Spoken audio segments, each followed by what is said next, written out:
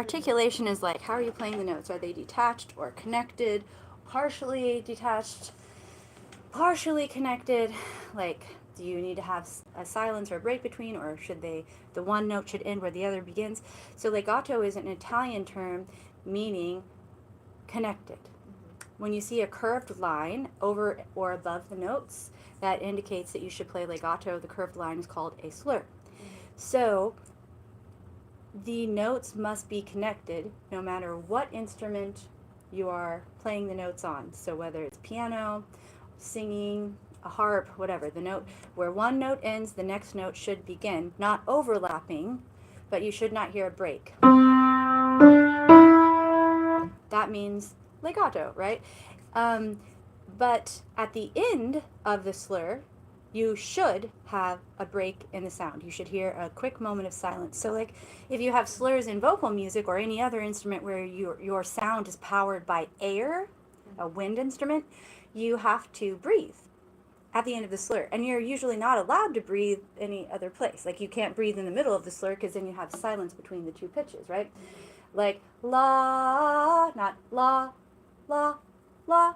That's not legato anymore. But for piano, you don't have to breathe. So I didn't talk to you about like breathe at the beginning or breathe between because you don't have to breathe. But for piano, you begin and release your slurs hopefully with a flexible wrist movement. So that information about the wrist movement is specific to this instrument right here only. So to achieve the connected sound when you're playing piano, you can breathe whenever you want. It doesn't really matter, right? Like, so that's not a concern. But what you're doing with your wrist is a concern. So we want to let the arm weight sink all the way to the bottom of the key bed, following the fingertip, and we want to connect. And then to release the end of the slur, we want to roll the wrist forward towards the fall board into the cat back shape. If I've ever showed you the cat back exercise. That's from the little kids' book, so probably not, but it's a great song. And so as your wrist rolls forward toward the fall board like this, that rolling forward movement will eventually cause your fingertips to leave the keys.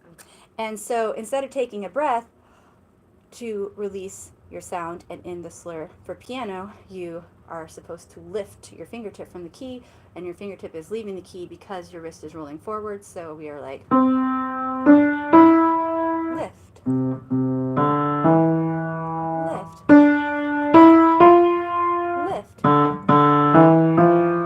lift.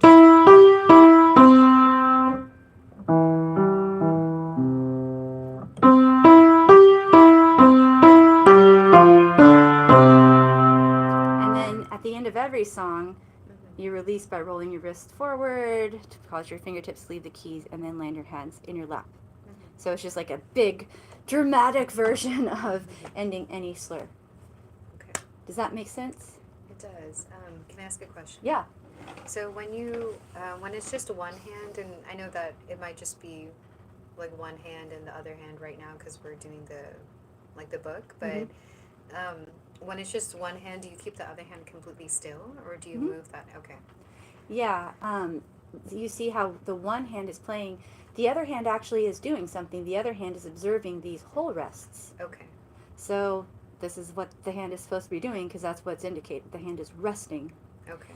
And should stay in place on the keys. You wouldn't be like, put my hand in my lap. But you don't like move that one up. No. Oh, yeah, no. Because you have no phrase to release. There's no slur here. Okay. Just over the other hand that's playing. Start. Okay. And since we're doing this tutorial, we could also talk about the opposite of legato, the other kind of basic articulation indication you learn when you're beginning music, which is staccato, which is another Italian term, and staccato means detached and is indicated by a dot over or under the note head. And the dot just indicates that you should release the key as quickly as possible with your fingertips. So you could play like, and that's not legato, but we really want a crisp, detached sound. So I kind of think of like, I wrote it here for you. Like if you have this same amount of time to fill. You just fill up the very beginning part. You can't begin the next note sooner, so you can have a staccato articulation with a slow tempo like this. Or you could have fast. But you can't change the tempo and just get faster and faster and faster to make the notes more detached. Like that. It doesn't even sound detached anymore. So the tempo is not connected to the articulation necessarily. And so like I pretend like if the keys are burning hot, like you're grabbing something in the oven and you want to release as quickly as possible so you don't burn your finger. Okay. And those are the two. It's kind of like learning piano and forte as the beginning dynamic markings.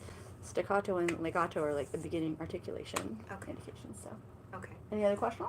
I just have a question, and this I think you answered it already, but just watching your hand. But like up until now, I had been like when I was playing a key, I was focusing on keeping my other fingers resting on the piano. But for the staccato, I'm going to be like lifting my hand. Like this? Yeah. Or like. Well, every time you release the key, in theory, you want to be like doing a micro version of the whole ending of a slur thing. Okay. It's like a circular movement, but depending on how much time you have between the notes, you can be better about executing your perfect technique. That's why the technique book songs are so simple, so you can have time to think about doing it everything the perfect way. Okay. Thank you. Okay. Yes. Sorry, I was asking so many questions. Oh no, that's the whole point. Okay. Well, thank you. No, Yeah. that was helpful. You can just